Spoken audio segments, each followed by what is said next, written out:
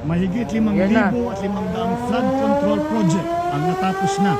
What? Ayan na po yung third alarm. Bro, what are you talking about, man? 10:07 Mahigit ng umaga. 5,500 flood control project ang natapos na.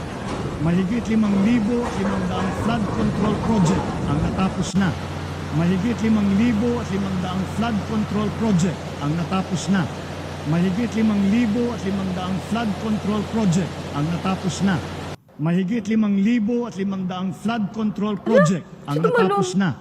Mahigit 5,500 flood control project ang natapos na. Mahigit 5,500 flood control project ang natapos na. Mahigit 5,500 flood control project ang natapos na. Mahigit 5,500 flood control project ang natapos na. Mahigit 5,500 flood control project ang natapos na. Mahigit 5,500 flood control project ang natapos na. Nice. Mahigit 5,500 flood control project ang natapos na. Mahigit 5,500 flood control project ang natapos na. Mahigit 5,500 flood control project ang natapos na. Mahigit 5,500 flood control project ang natapos na. Mahigit 5,500 flood control project ang natapos na. Mahigit 5,500 flood control project ang natapos na. Mahigit 5,500 flood control project ang natapos na. Mahigit 5,500 flood control project ang natapos na. Mahigit 5,500 flood control project ang natapos na. Mahigit 5,500 flood control project ang natapos na. Mahigit 5,500 Typhoon triggers flooding in Metro Manila. Bulacan as some residents seek rescue. Mahigit 5,500 flood control project ang natapos na. Mahigit 5,500 flood control project ang natapos na.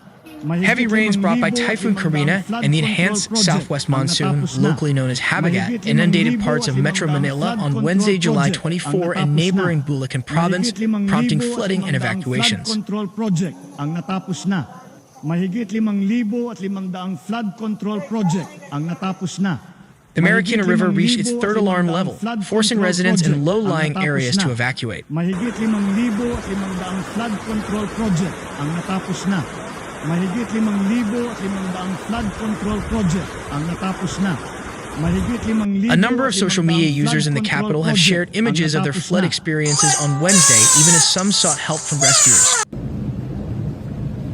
Mahigit 5,500 flood control project ang natapos na.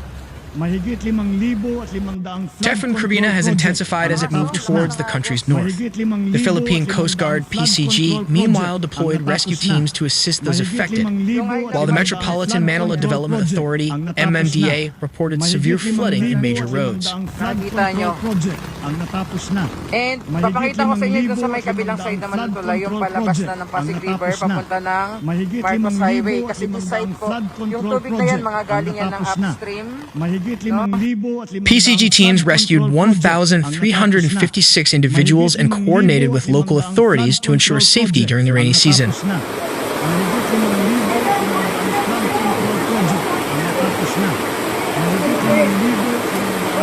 The National Weather Bureau issued a red rainfall warning for Metro Manila, also known as the National Capital Region, NCR, signifying the potential for serious flooding. Flood control project ang natapos na.